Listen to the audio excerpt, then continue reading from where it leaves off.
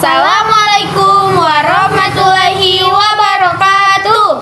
Perkenalkan, nama saya Nurul Syifa Al-Ghazali. Dan saya Trista Azhar Jamuda. Hai teman-teman, hari ini saya dan Syifa akan menjelaskan bagaimana perbedaan sel tumbuhan dan sel hewan. Apa saja sih perbedaannya? Langsung saja kita ke videonya. Nah, teman-teman, di sini saya akan menjelaskan fungsi utama sel tumbuhan. Fungsi utama sel tumbuhan, fotosintesis. Kloroplast menangkap energi cahaya matahari untuk mengubah karbon dioksida dan air menjadi glukosa dan oksigen. Kedua, penyimpanan cadangan makanan. Vakuola besar menyimpan air, garam mineral, dan sisa metabolisme. Organel plastida lain juga menyimpan pati atau lemak. Ketiga, struktur dan perlindungan.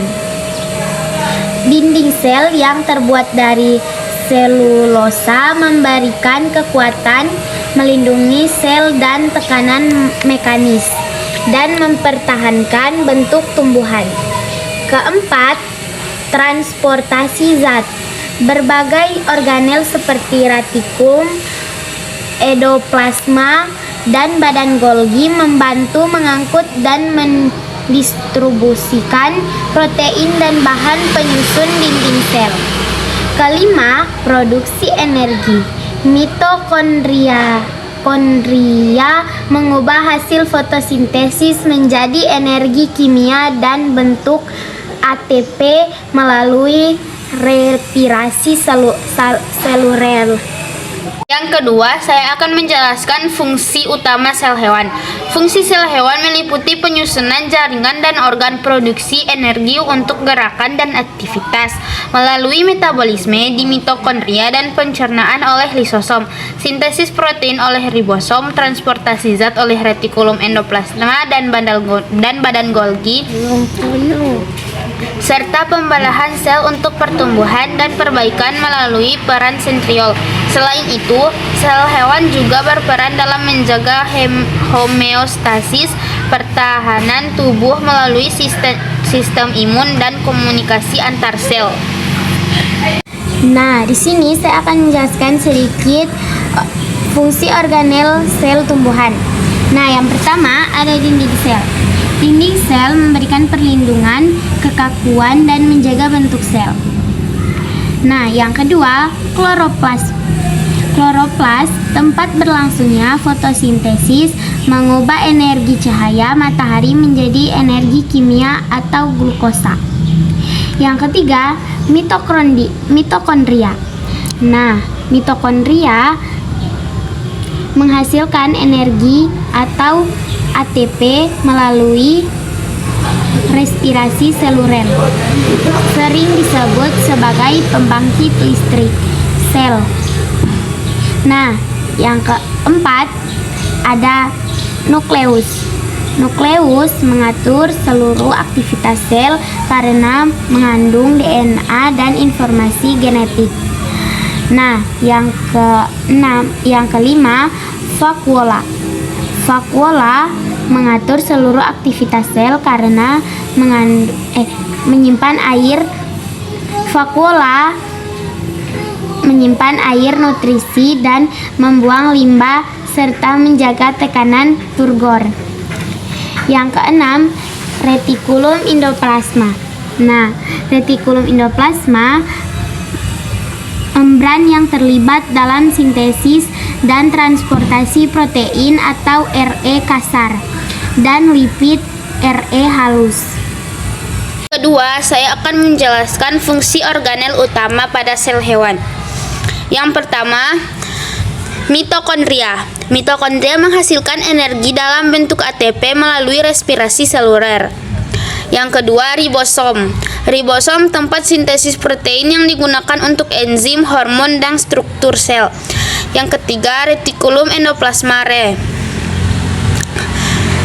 Retikulum endoplasmare ada dua, re kasar dan re halus. Re kasar mengangkut protein, re halus menghasilkan lipid dan detoksifikasi. Yang keempat, badan Golgi.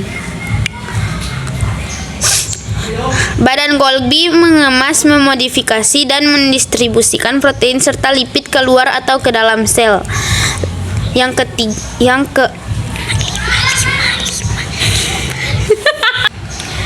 Lisosom mencerna partikel makanan dan menghancurkan organel yang rusak.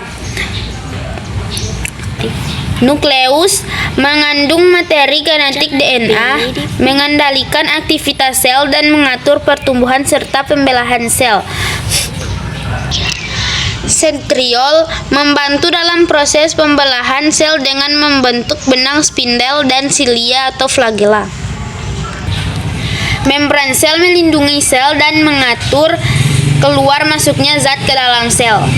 Nah, teman-teman, apa saja sih perbedaan sel tumbuhan dan sel hewan?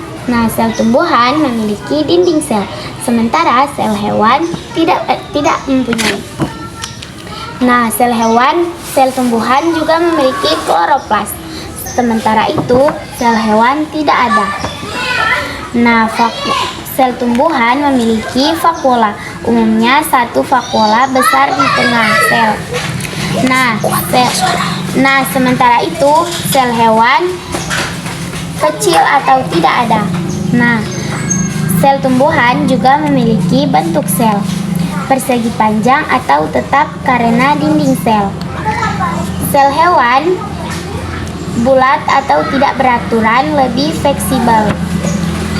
Sementara itu, sel tumbuhan tidak memiliki sentriol.